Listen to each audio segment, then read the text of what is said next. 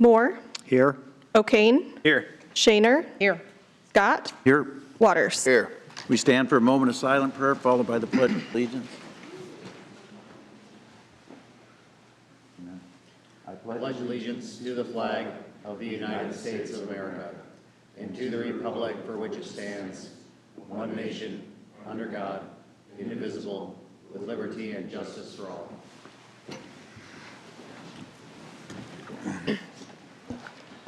We'll go to the consent agenda today. Items 2 through 10B, considering to pass unanimously unless a separate roll call vote's asked for by a council member.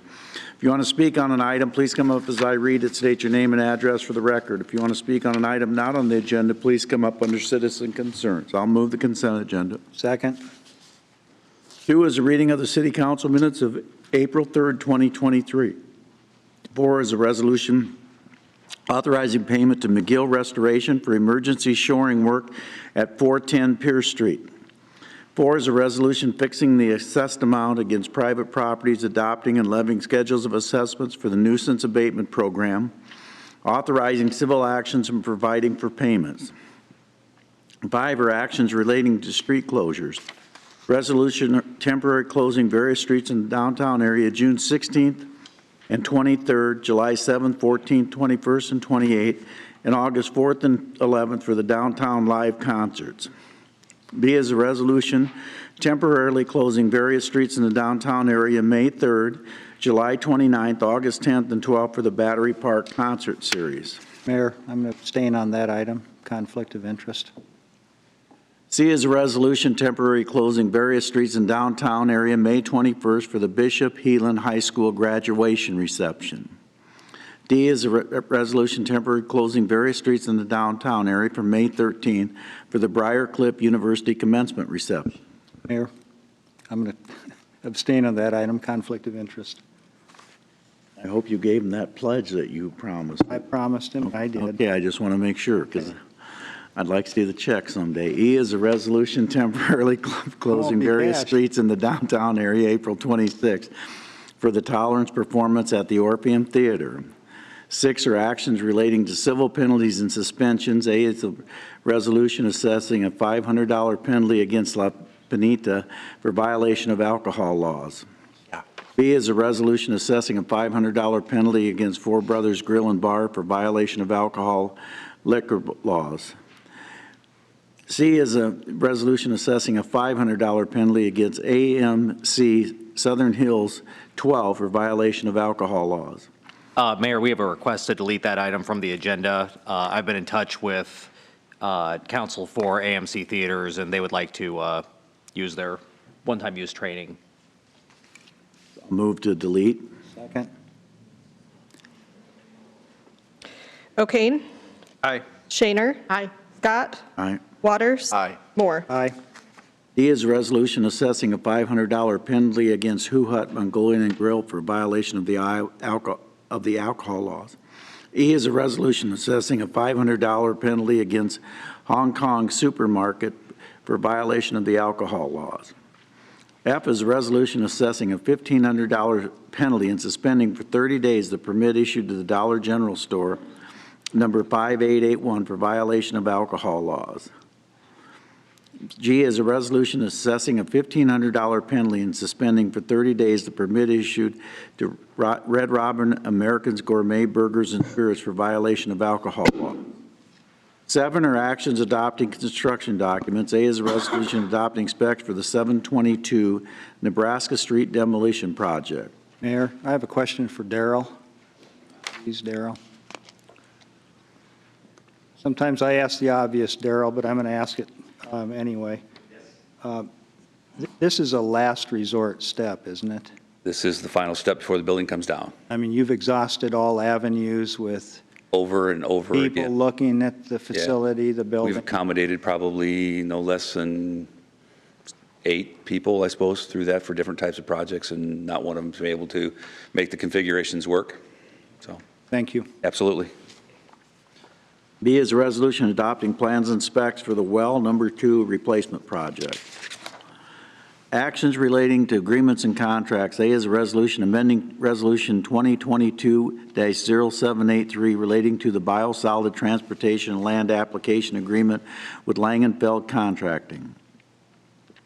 B is a resolution of intent to enter into an agreement with 3 Diamond Development for an affordable housing project located at 2800 West 4th Street. Mayor, I'd like to ask Jill to come up and just briefly go over that with us.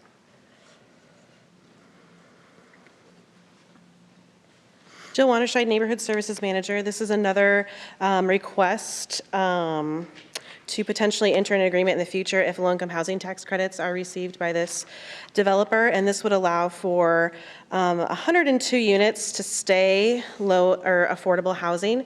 And they have project-based Section 8, so they're accommodating those that are at 30% area median income and below, which is for a family of 1, for example, you're making around $17,000 a year. Our funds would provide 3 units of permanent supportive housing for those that are experiencing homelessness. There'd be case management associated with that from Heartland Counseling, and they'd have an office on site. They are looking at doing more than that, up to 15 units of permanent supportive housing for those that are experiencing homelessness, but we would just be partners on the 3.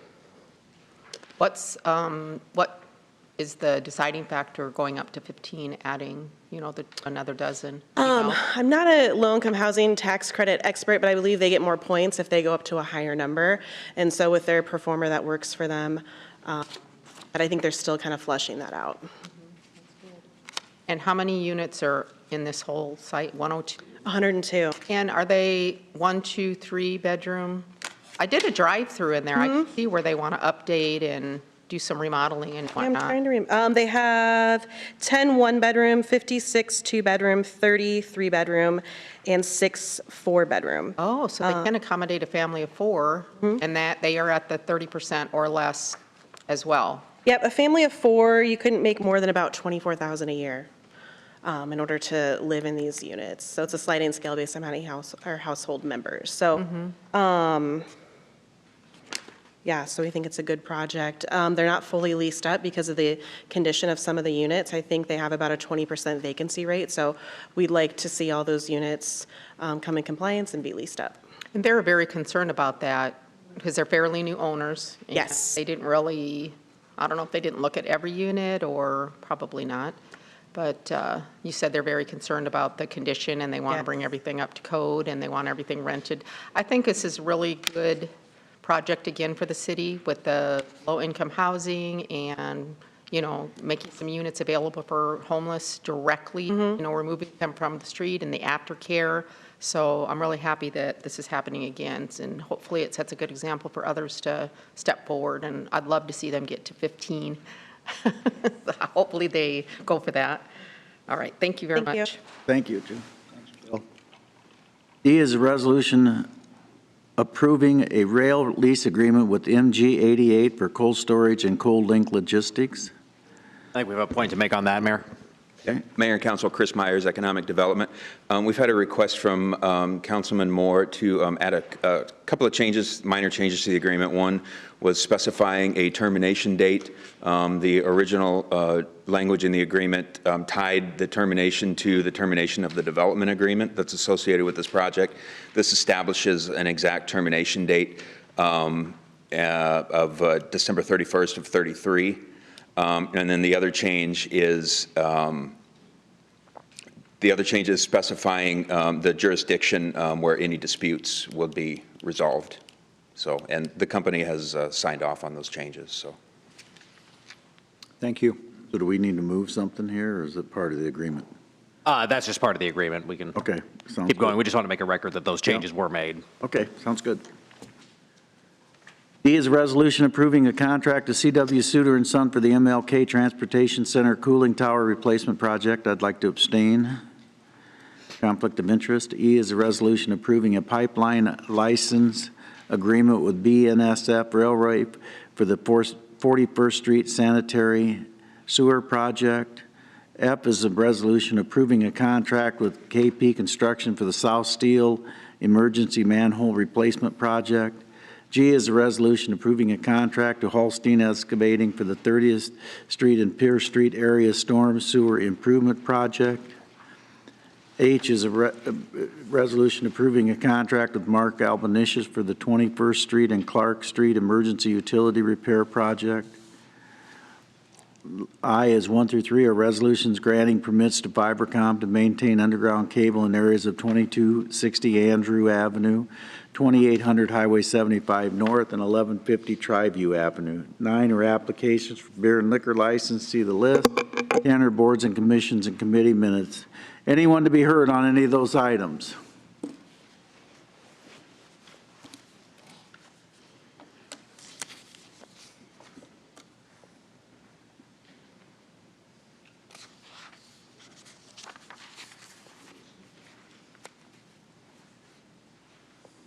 Passes 5-0. Appointments to boards and commissions and committees. I'll move to appoint Jeff Baldus to the Arts Center Board of Trustees. Second.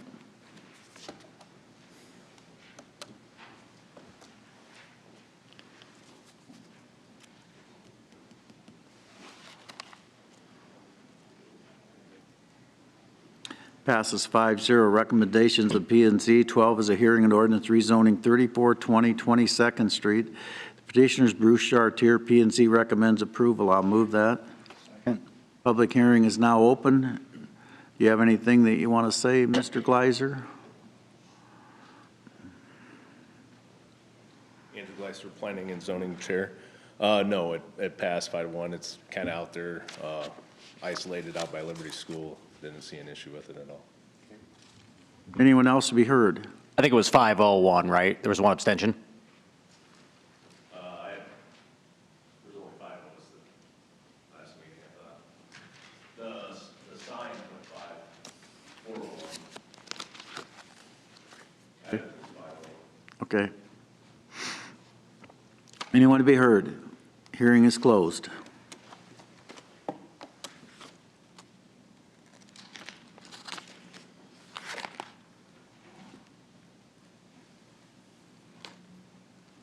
Passes 5-0. Anybody opposed to waiving the statutory rule? No. I'll move that. Second. Shaner. Aye. Scott. Aye. Waters. Aye. Moore. Aye. O'Kane. Aye. I'll move second and third. Second. Scott. Aye. Waters. Aye. Moore. Aye. O'Kane. Aye. Shaner. Aye. 13 is a hearing and resolution approving plans and specs for the Glen Oaks Boulevard paving patchback project. I'll move that. Second. Hearing's open. Is this already started? Because they're patching on Glen Oaks right now. What are they doing up there now?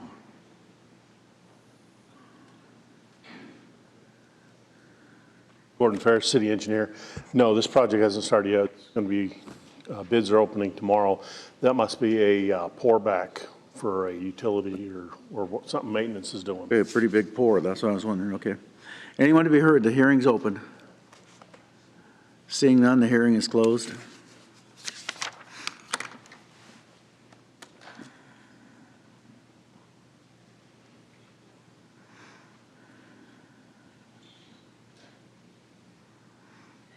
Passes 5-0. 14 is a hearing and resolution approving plans and specs for the Rivers Landing Parking Facility Elevator Upgrade Project. I'll move that. Second. Anyone to be heard? The hearing is now open. Seeing none, the hearing is closed.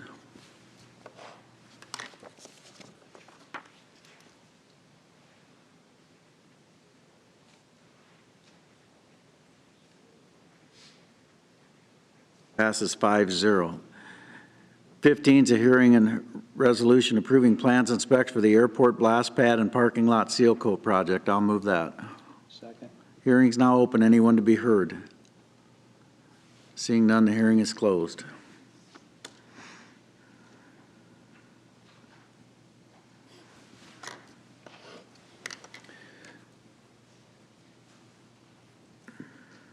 Passes 5-0. 16 is a hearing and resolution approving plans and specs for the airport northeast T hangar development project. I'll move that. Second. Hearing's now open. Anyone to be heard? Seeing none, the hearing is closed.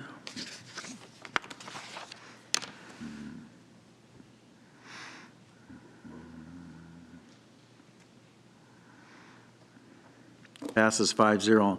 17 is an ordinance amending Chapter 2.12 Employee Residence Requirements by expanding the mileage requirement in which city employees may reside. The first consideration was approved April 3rd, 2023. Somebody else will have to move that one. I'll move that. I'll second. Do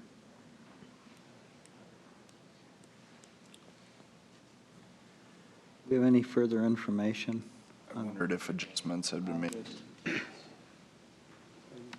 This is our second reading, isn't it? Yes. I would say that would be. Janelle Bertrand, Human Resources Director. Since last week, I have reached out to some of the local communities around the surrounding area to determine who had residency requirements and who didn't. I reached out to Lamar's, Sioux Center, Sioux Falls, Cherokee, and Correctionville. Sioux Falls has no residency requirement. Sioux Center has 15 miles. Lamar's has a 15-minute response time. Correctionville has no residency requirement, and Cherokee does have a 10-mile residency requirement, but due to difficulty in finding applicants, they have waived that. I do have a spreadsheet of other Iowa communities, larger cities throughout the state of Iowa, that have a residency requirement, and those that don't. Was there what other information are you looking for? I would like to know, aside from expanding residency requirements, have we looked at what we're asking people to do, what shifts we're offering to people for recruitment efforts? I think there's more solutions to this than just expanding where we're recruiting from. And I had a conversation with Liz Ford over the weekend. Alex had a conversation with her as well. And that was one of the concerns that I shared was, well, if we're having trouble, and she had said that people don't want to do the job. They don't want to work long hours, and they don't want to do that work. And so my first question, my concern was, how are we defining the job? What are we offering? How are we meeting people halfway that maybe would be willing to take this job?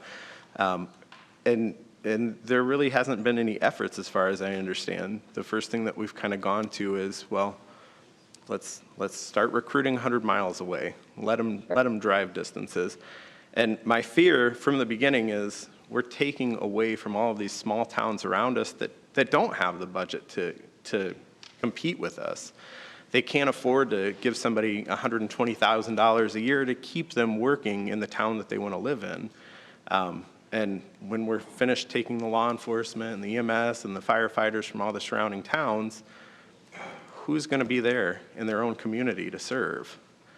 And my concern is I don't think that that's a very equitable decision for us to make. I would like to look at what we're asking of our EMS workers and some way that we can meet halfway, still be able to recruit people from our community and redefine the job if we need to. You had several questions in there. I'll try to cover all of them. Chief Everett was here last week because Jim Hayden did survey the EMTs and the paramedics that are attending the training class out at WIT. So they have data from people who are attending, who are interested in the field, but have not applied with the city because of our residency requirement.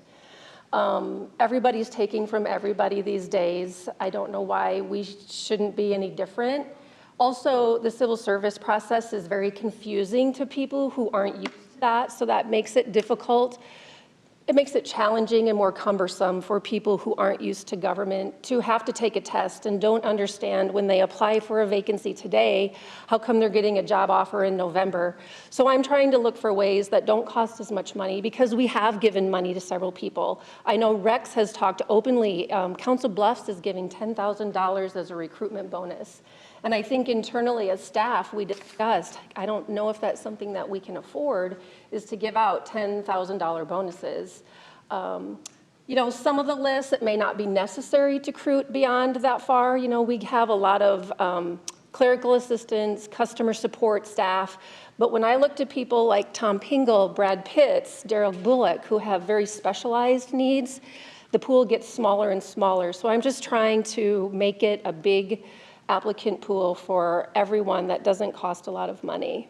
And I don't know about restructuring the EMTs or the paramedics in the EMS job. That's not my, I understand that. And Yeah. one thing that we've heard about a lot is how we are approaching some of the frequent flyers, the people that, call every other week for an ambulance ride to the hospital, and kind of how we can be more proactive and how we can address some of those cases preemptively instead of them having to rely on emergency services.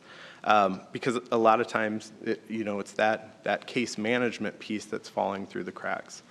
And I know that that's something that the fire department especially has looked into. Right. Into a city management system that would allow us to kind of get ahead of some of those calls, which would in turn kind of lighten the load for a lot of our emergency services. But I'd just like to look into, I think we have options. I think we have options that we're not exhausting, to be frank.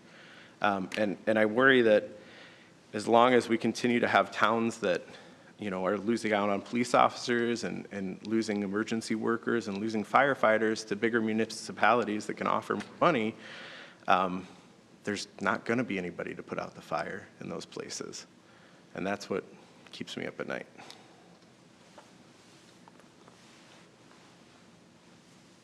Yeah, I guess, say my piece. I spoke up a little bit last week. I think, Matthew, I understand some of your concerns, with that. And I think that one of your points as far as, the work being done and what shifts or, burnout rate or what we're able to do, I think a lot of that is due to workforce shortages and some of those different issues. You don't want to incentivize the new people, as much as maybe people that are have more seniority and things like that. So I think it's a challenging road to probably navigate. I also think that we can look into those things. I don't see it as an either or type of thing.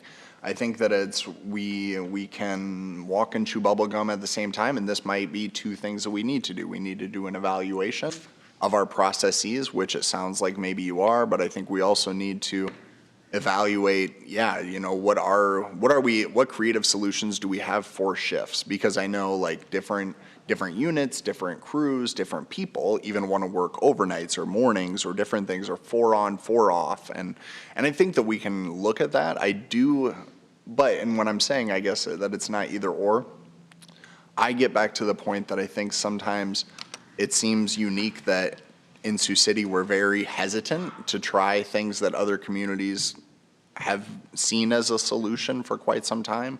And so I understand why in the past, and I said last week that I really would rather they all live in Sioux City. I would rather we support them with taxpayer money, but sometimes you have to be creative. And times, ever since especially COVID and the pandemic, the workforce has extraordinarily changed. And if we don't meet those demands, then I would rather be concerned not as much about the small communities that maybe those people are trying to provide more and going for a higher paying job with the city of Sioux City.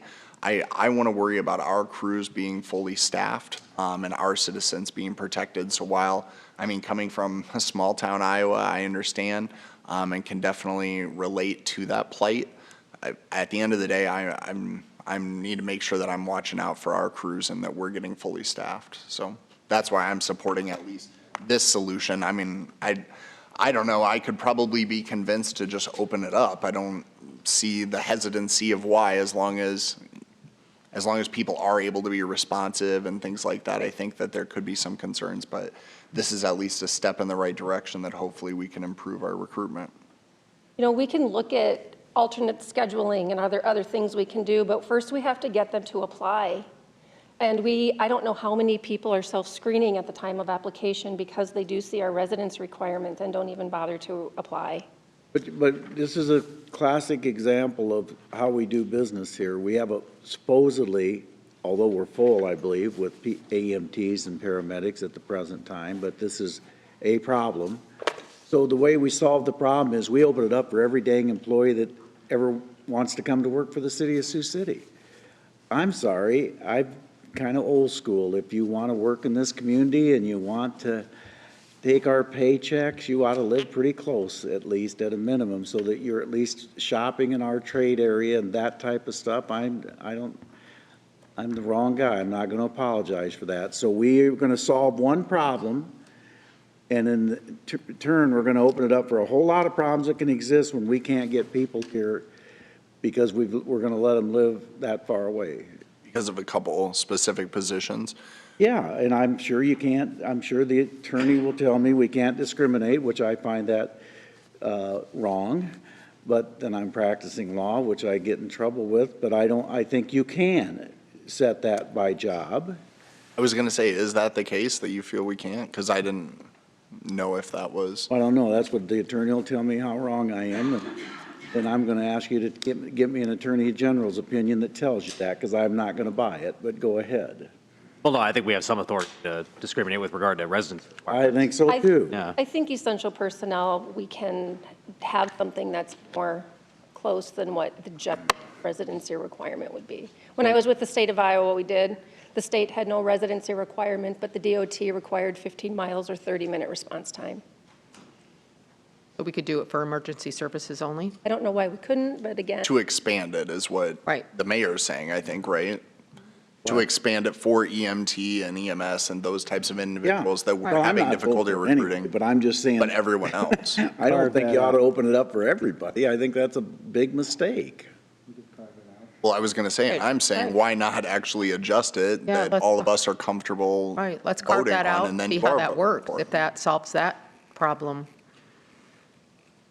Because Janelle, I mean, you're the head of HR. Can you speak to other positions, or are we experiencing, I know that times are difficult and the number of applications has probably decreased, but this is the most glaring situation, or these two appointments, or these two job classifications. Would you say that's correct? I would say clearly EMTs and paramedics, and again, the wastewater plant, the water plant, Daryl's building inspectors.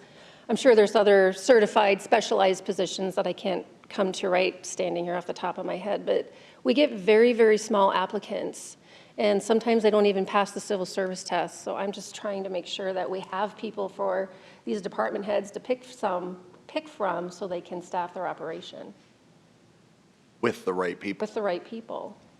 But some of those jobs are very specialized. Right. So you're going to get very limited applications no matter what you do. I'm just trying to minimize any barriers that would. You know, we had a commercial building inspector, I heard, that I know him and would have done a great job, but we made him go out and do rental houses. And I understand that. That's probably not what he thought his job was going to be, and he didn't want to do that, which is unfortunate that you talk about working around different things. You know, it's tough for me to believe that we don't have enough commercial development going on that he couldn't have stayed busy doing that, but I guess he couldn't, so. And I guess I just go back to, if we want to carve out and try to meet that need, that's one thing, but I go back to a lot of people that I know, a lot of peers and just different demographics ever since the pandemic, a lot of things have shifted and priorities have shifted, and people want to live in different spaces but be able to come to work and enjoy that. Or if you have a spouse that maybe needs to live out in rural area or something like that, that sometimes you have to accommodate, and Could be a you want the part best of the cultural community. Yeah, exactly. You want the best person for the job. And if they're willing to drive in and perform a task and do great work for the city, then I guess I'm all for it. You know, if we enjoyed much success when we made the amendment to the 10 miles? I'm not sure how I would measure that. I guess I could pull a query and see who lives where, but right today, I don't have any statistics that support it either way. That was the problem solved, that once we got that and we could go to other states, we were going to open that field up and we were going to. I mean, we have had applicants that are city employees, but I don't have the data right here. And we didn't have a lot of people leave Sioux City and move out there either, which was a fear.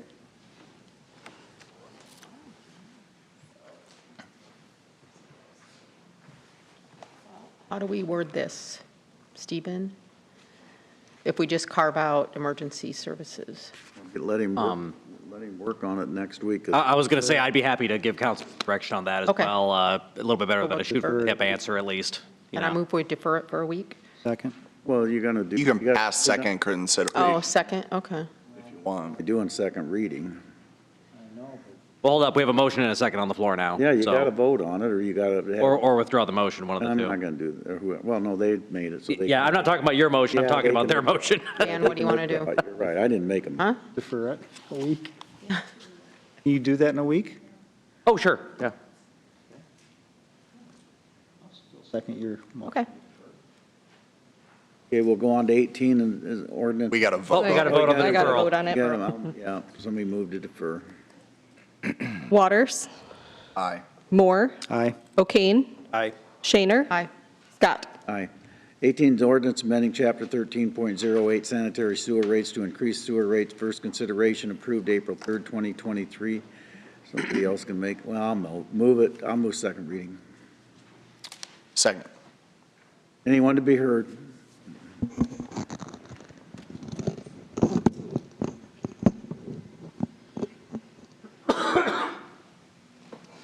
We have the Hazen people on the phone, by the way. Are they on? Yep. Go ahead, miss. Name and address, please. Good afternoon. My name is Chris McGowan. I am the president of the Siouxland Chamber of Commerce and the Siouxland Initiative. Our address is 101 Pierce Street in downtown Sioux City. Council members, I come before you today in my capacity as the president of those organizations, as a growing number of Siouxland's major industrial users have expressed concern about the capital investment and cost projections associated with the proposed wastewater plant. First and foremost, I wish to underscore that I'm not here in an adversarial capacity, nor is it my intent to engage in an unproductive dialogue. To the contrary, it is my intent to engage in a positive dialogue, and I appear this afternoon on behalf of numerous businesses, some of whom are represented here today and will address the council shortly, others who have chosen to be present but have not been authorized by their employers to speak, and still others whom I have met with in person, but they have elected to avoid engaging in this dialogue publicly. Allow me to stress that the cooperative working relationship between the organization that employs me and the city of Sioux City may very well be enjoying its most successful and productive partnership in a generation. With this in mind, please receive the following information in the constructive and helpful way that it is intended. Allow me to begin by stating that we recognize the need to address the wastewater infrastructure and understand the constant pressure applied by EPA and IDNR. That said, their governance and oversight, or lack thereof, must also bear some culpability for the situation and the crisis we find ourselves in April of 2023. The effort to make progress on this important initiative is to be applauded, and I recognize the positive impact new infrastructure and capacity will have on our collective ability to recruit economic development opportunities. That said, these costs will also have an impact not only on our ability to recruit new companies, but every bit as important, if not more so, convincing our existing businesses to expand locally when presented with the opportunity and occasion to do so. I would be remiss if I did not correct at least one inaccuracy that I have heard over the last several months. That being South Sioux City's assertion that they were forced to separate from the city of Sioux City and the tri-states municipal system. That assertion is disingenuous at best and flat out dishonest at worst. Yes, the city of Sioux City could have and should have chosen a better communication strategy. That said, the Siouxland Initiative spent over $150,000 a couple of short years ago on consultants, one of which remains at the table today, to explore the possibility of a truly regional and transformational wastewater system. Every community in our region was consulted, including South Sioux City, and their administrators, elected officials, and legal counsel made an affirmative choice to separate themselves from the industrial system and go in a different direction. They were not forced to do so, and they certainly know that. That said, as we address the current $500 million proposal, I must cite a number of considerations. For example, in February of 2017, the city spent millions with a consultant on a biogas upgrade that appears to have delivered uncertain results. Additionally, in 2022, a Sioux City Journal headline pronounced Sioux City eyes biogas revenue to help offset future sewer rates.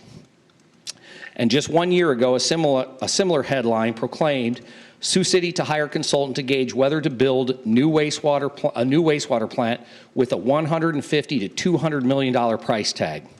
Somehow, we are now talking about 2 to 3 times those projections. And while that info may have been wrong then, what assurance do we have today that the information we're utilizing today is correct? Considering our historic track record in this specific area, the business community is respectfully asking you to tap the brakes so that we can get this right and ensure that the businesses and taxpayers are getting the value proposition that all of you are committed to delivering as council members. So with this in mind, we are asking you to suspend the second reading on this for a very short period until the public and private sectors can come together and make certain that this is indeed in the best interest of our community, our businesses, our taxpayers, our city, and of course, the tri-state region. Thank you for listening. Anyone else?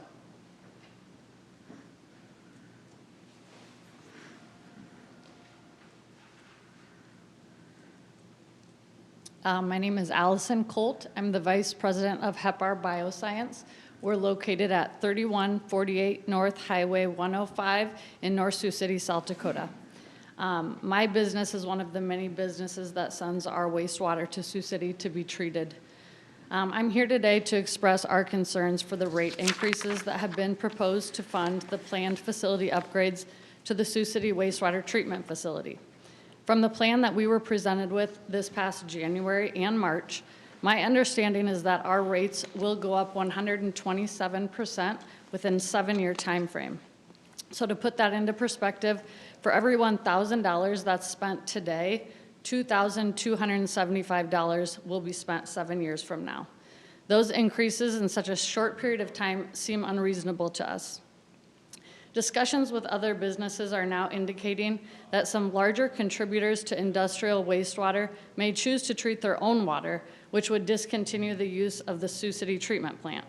That, in effect, would lower the revenue stream for the city to pay for the improvements.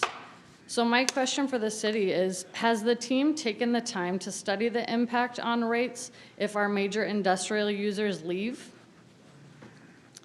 We understand the need for improvements to the current facility, but we are asking for the city to take a step back and take some additional time at reviewing this proposal before passing this through. We believe it is in the best interest of the community to thoroughly investigate and understand why this proposal has such high costs compared to last year's estimate of $150 to $200 million for a brand new facility now versus just retrofitting our current facility at a cost of over $500 million. Thank you for your time and consideration. Thank you. Thank you.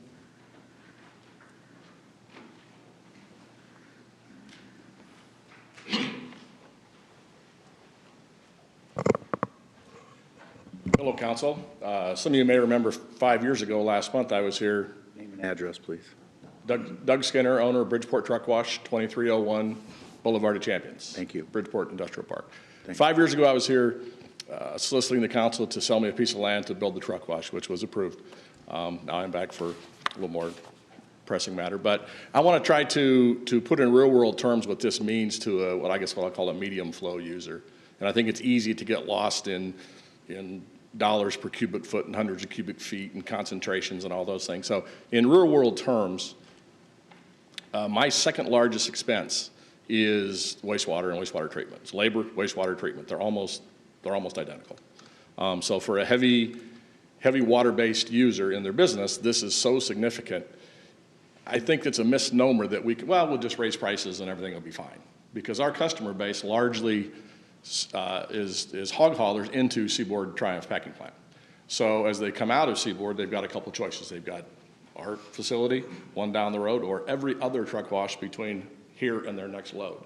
And we just can't raise rates. I'm not just competing with one truck wash in town. I'm competing with every other truck wash in Northwest Iowa. So if they're not having to succumb to the same cost structure we are, we're at a serious disadvantage. And to try to put that in more real world terms, I'm going to follow up on the previous speaker on the numbers. Let's change the word wastewater treatment to labor.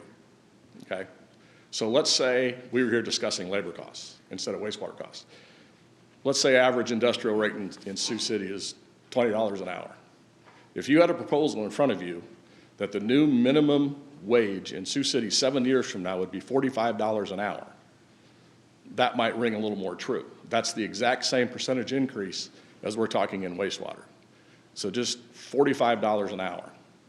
You know, put that in perspective. So for a heavy utility user like ourselves, that's the significance. It's the difference between being in business, potentially not being in business, because we can't just roll that off on our customers.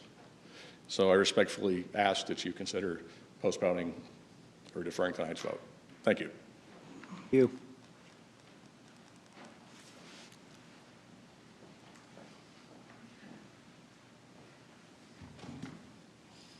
Good afternoon. My name is Frank Cookhook, Vice President, General Manager, Company Officer at Seaboard Triumph Foods, located at 5555 Seaboard Triumph Parkway. I want to make sure the council understands the following. The first communication took place on January 11th at Seaboard Triumph Foods Expo Center. The city provided two options and only two options. The first option was to go greenfield, which was valued at $900 million. The second option was replacement of current assets in place at $580,000. Option two is clearly the most economical path to both solutions between option one and option two. The $580 million project comprises of three phases. Here's what I noted during the meeting. Phase one, critical, 20% capacity, $300 million. Phase two, capacity growth, 50%, $170 million. And phase three, capacity growth, 100%, future growth as well, $110 million.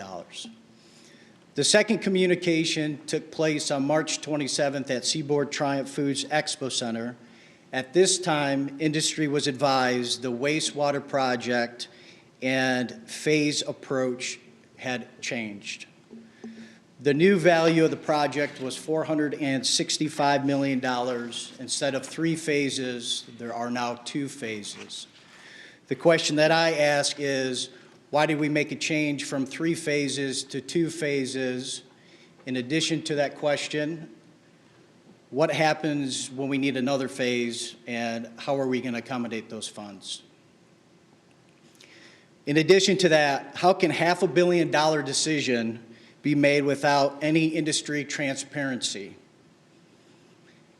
Lastly, why is the city front-loading costs year one equal to 30%, year two equal to 20%, year three equal to 20%, for a total of 70% increase in rates over 3 years?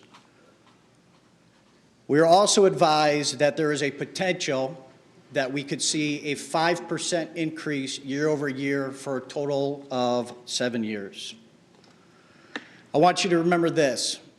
The incremental costs will make an everlasting economic impact for both industry and residential. Furthermore, I would like to talk a little bit about Seaboard Triumph Foods' rate increase. If we look and compare our FY22 sewer bill documents and we compare FY24 year one, we will see an increase of 45%. FY25, 75%, and FY26, 110%.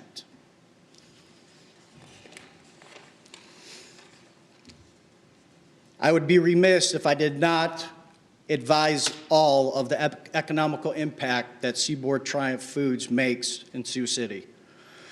Seaboard Triumph Foods is the largest employer in Sioux City with 2,500 plus team members. Our yearly expenditures in the community total millions of dollars.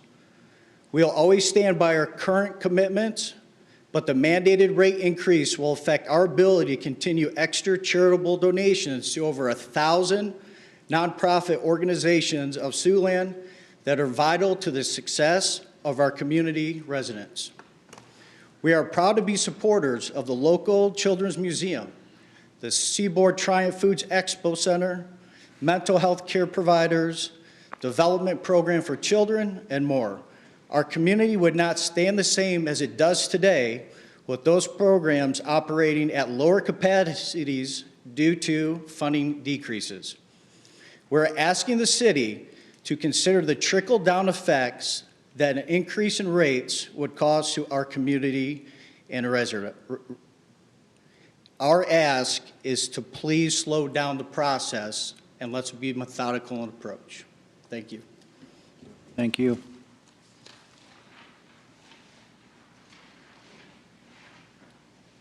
Anyone else?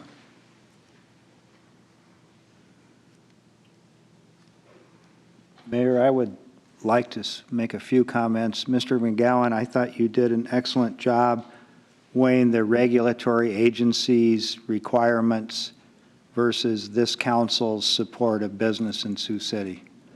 And I want to thank you for your comments. They were very well taken and very well made, because we've always supported business. We have in front of us something that we really do need to take the time to study.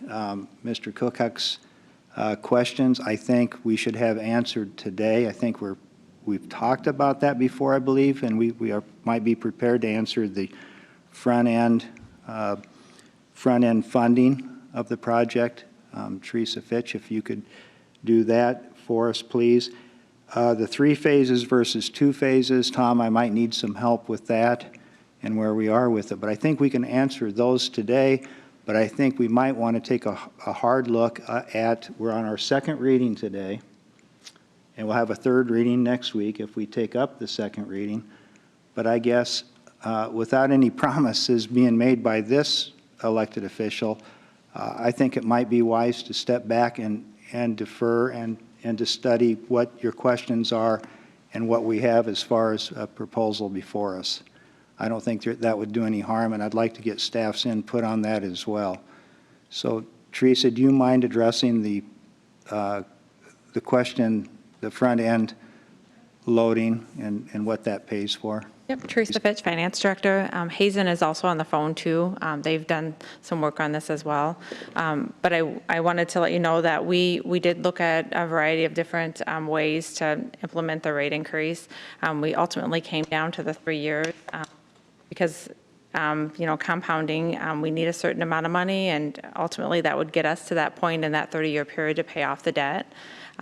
Additionally, we were trying to be cognizant of the current council and future councils to ensure we weren't making commitments for future councils for 10 or 15 years down the road. We want to ensure that this project gets completed. And, concerningly, in 5 to 10 years, we don't want a council that says, hey, we don't want to do increases, and all of a sudden we have debt we can't support. So those were kind of the background on why the decisions were made the way they were. Now, again, we need a certain amount of money. Doesn't mean that we're not at a point that we can sit down with the industry outside of the council chambers and determine, if there's a better way that we can implement the rates, both for industry and residents. I think everybody is open to that. I certainly would be, but again, in the end, it may look like larger increases if we spread it over a period of time, just because we still need that same amount of money to satisfy the debt service. And by doing that, Teresa, that would help with budgeting items and moving forth. But Sure. But we still have the same amount of money, so I think that explanation's helpful. Thank you. There might be more questions on that, but Tom, on the phase 3 phases versus 2 phases. Yep. First, I think HEPAR had a question on why did the price go from about 100 to 200 million? Oh, that's correct. The question about going to 500 million. 150 to 250 I'm going to invite Michael Washburn from McClure Engineering to answer that. He was the project leader of that study that put that in. Okay. Yeah, that question was raised. Thank you. What year was that study? 2017? Yeah, Michael Washburn, McClure Engineering Company, 617 Pierce Street. The study that was done for the initiative. Mm-hmm.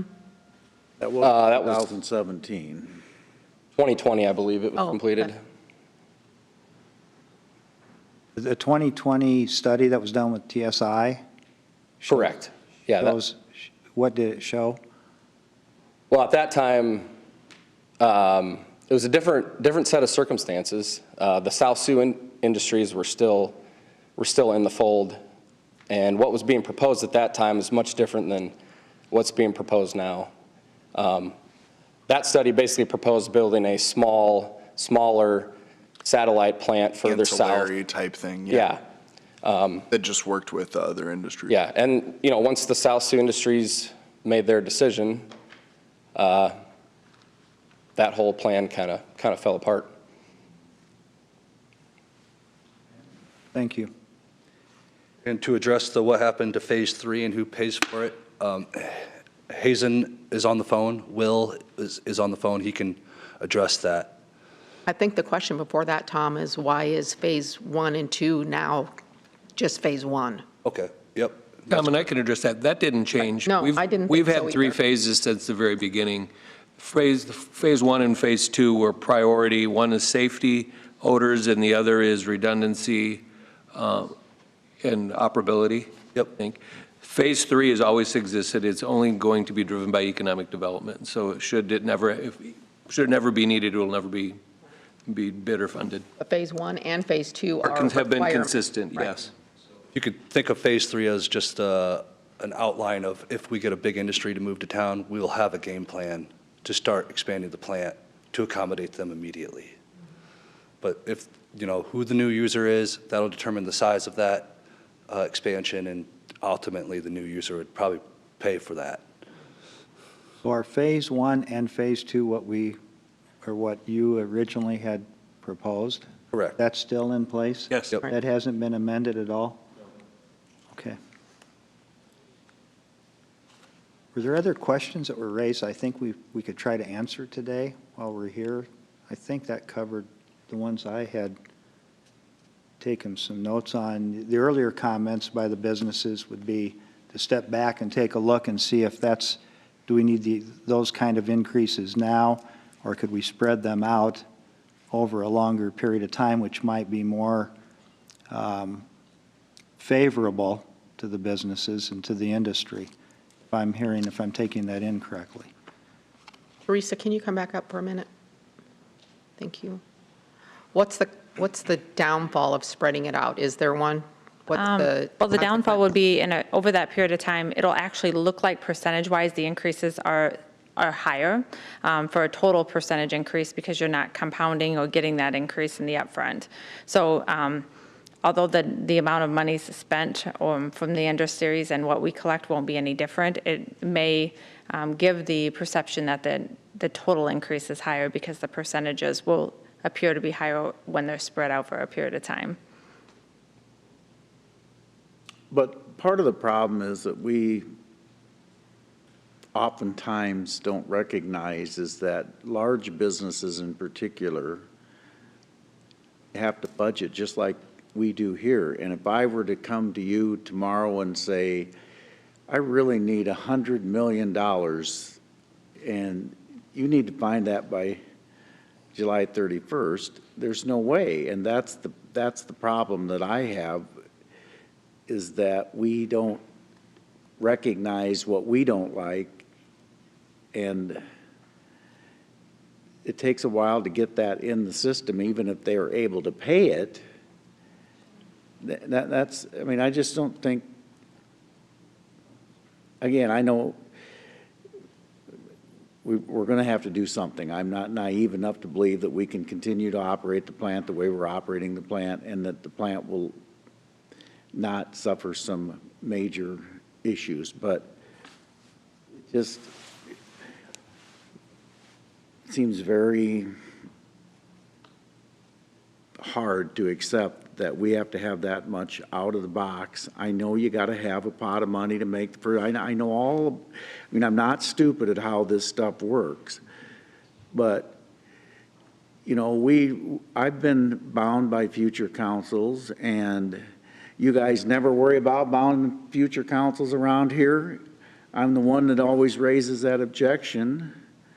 And I'm not, when it comes to these substantial rate increases, too bad if we're binding future councils, as long as we're trying to do what we can to be somewhat friendly, not only to these guys. I'm just as worried about homeowners that are going to see a substantial increase. I know that that's what they're here for, and I get that, but it's all the way around. If we can somehow lighten that load a little bit, even though it means more on the backside, I get that. I can live with that. Yeah, we can Inflation certainly takes look care of at- a lot of problems. I mean, we can certainly look at spreading it out over a period of time. I would recommend that we have some meetings with the industry so we know kind of, I mean, what are they looking for? That part I don't know. And until we have that correspondence back and forth, we really can't come to a middle ground with them. We can come up with anything, but if it's, if we don't sit all at the same table and have that conversation, we may not, we don't know what the middle ground is. I appreciate that. That's a great suggestion, to have that discussion. I was going to ask you to come back up to the podium because I know you've spent a lot of time on this, Mr. McGowan. The other concern that business has expressed to me personally, some of whom are here today, some who are not, is that we're setting rates based on a $500 million project or a $500 million project that was developed by one consultant. Now, we understand this will have to go out to bid, but what if it comes in at 300 or 350 million? Is that not possible? Be reminded that a year ago, this was estimated at 150 to 200 million, and somebody got it wrong. Who's to say that we have it right today, or that there may not be an opportunity to make a very competitive proposal from someone else who does this?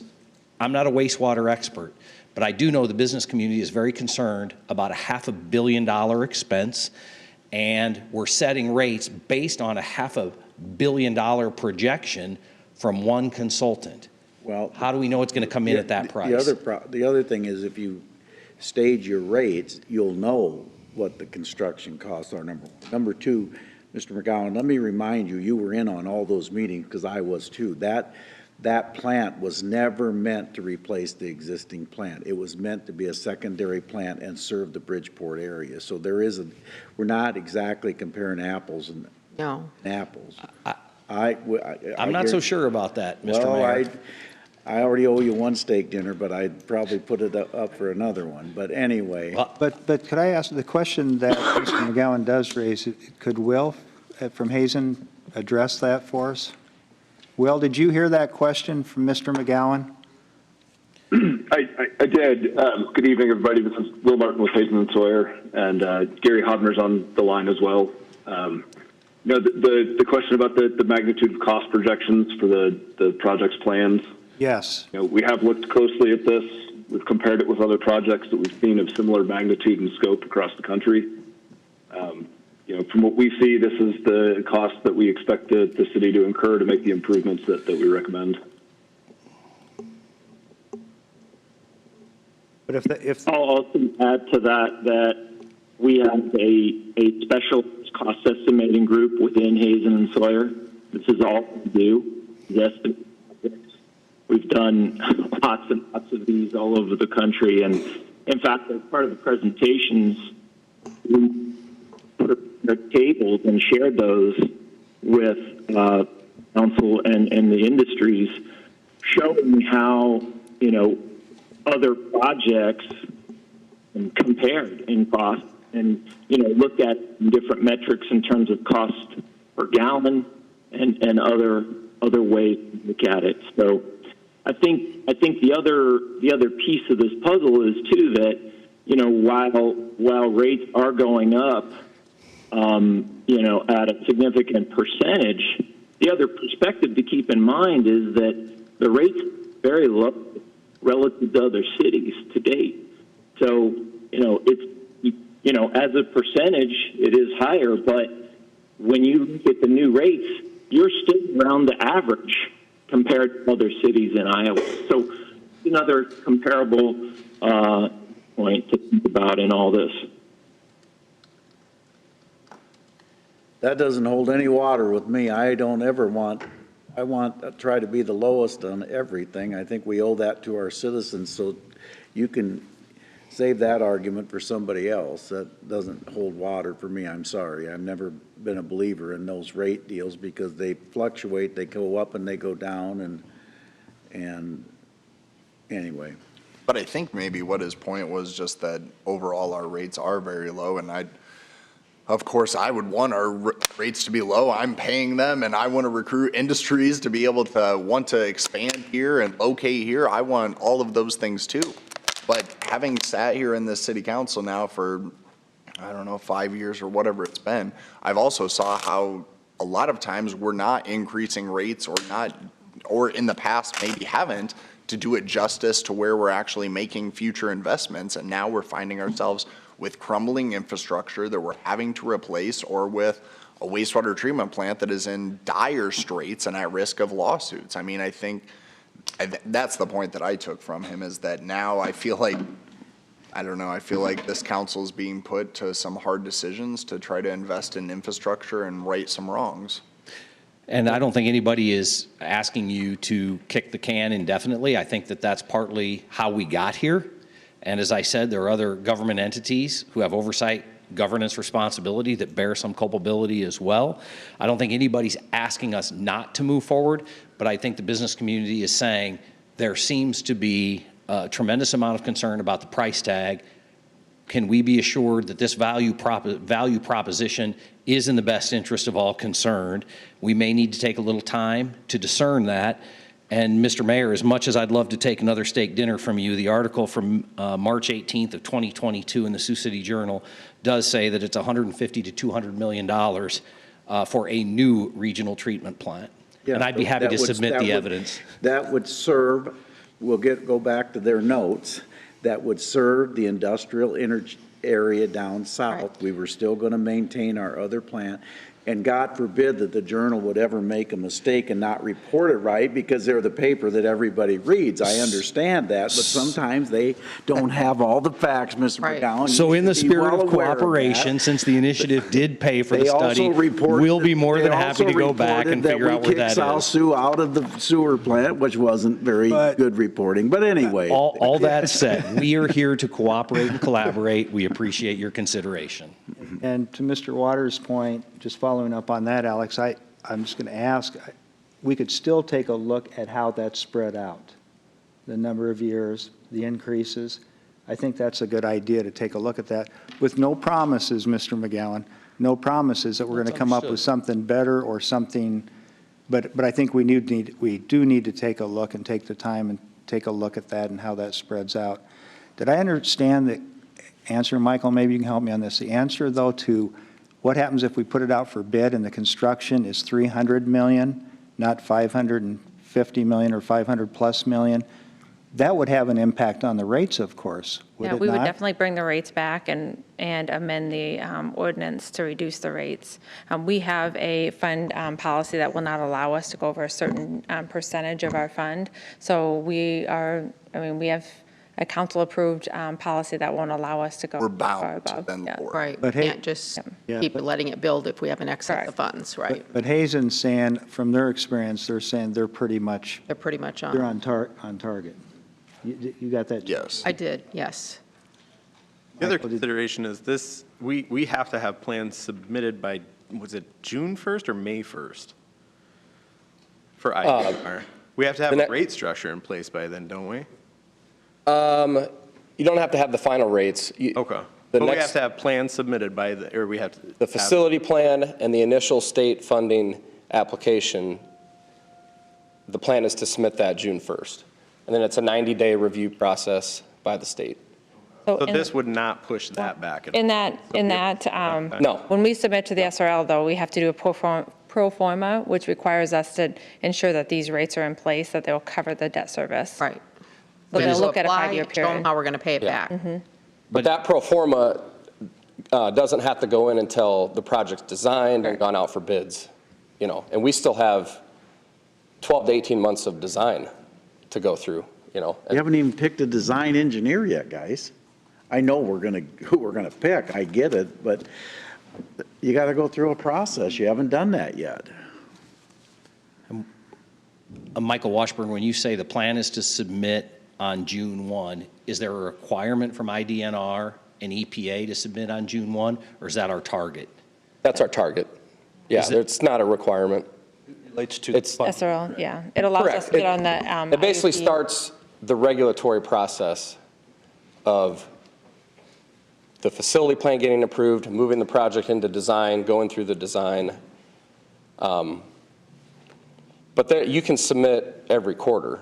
So there's June 1st, if the June 1st deadline passed, it would be 3 months later. You can But we submit can't afford to miss this every quarter, quarter. according to Hazen and to Tom. Just pushes things further back. We can push it back, it just increases risk of failure. Right. And that's my thing. I just wanted to emphasize that I want to calm concerns, and I understand that they're all valid points. I truly do. And appreciate your willingness to try to have a conversation, and hopefully we can have a transparent discussion about what would be beneficial for our residents as well as our industrial partners. But I do want to just emphasize, because I know Tom's done a good job emphasizing this, that, well, and I've heard from multiple other people that have toured the plant, that the situation is fairly dire, that we do need to make sure that we get this right and be moving in the right direction and being proactive, because we don't want to risk, whether it's with EPA or whether it is failure, that wouldn't do anyone justice either. So I know that's a worry that Tom has had. And I can assure you the business community understands and appreciates that. They have a keen interest in this. Yeah. They need to be They operational. need to keep it going as That's well. how they Yeah, make, no that's how kidding. they make money and payroll. So they share that commitment and concern, but they also want to make sure that we're walking slowly and that we're going to do this properly, and that the value proposition that has been reflected related to wastewater multiple times in the last 10 years and has never been fully met or fulfilled is not the case when we're talking about a $500 million capital investment. Thank you. And I think some more good that could come out of this are some of the questions Mr. Skinner had raised previously as well. I thought he made some good points. Now, whether we can address those to his satisfaction, that's a whole different story, but I just think we could have that discussion this coming week, I think, with the businesses, with the industry, and with Tom and Michael. That's doable, isn't it, within a week? And I think, yeah, whenever. If we defer the second reading for a week? That's what I don't know what kind of time they need. I just would want to make sure that, yeah, everyone's able to be at the table so that Tom and Hazen or Michael, as many players can be at the conversation, just so that we can have an open discussion and answer questions, because I think sometimes things come up and there's speculation and we need to make sure that we're all on the same page. So if we would defer a week, we could address it next week too, what you're raising, just in case we can't come together. I don't know people's schedules. I know everyone's busy, but I just wanted to say it's important to me, at least, that multiple parties are represented. Mr. City Attorney, you're frowning. I have nothing to add. Is that okay? Absolutely. Yeah. Well, I would move then to defer the second reading to agenda item 18 for 1 week to April 17th, 2023.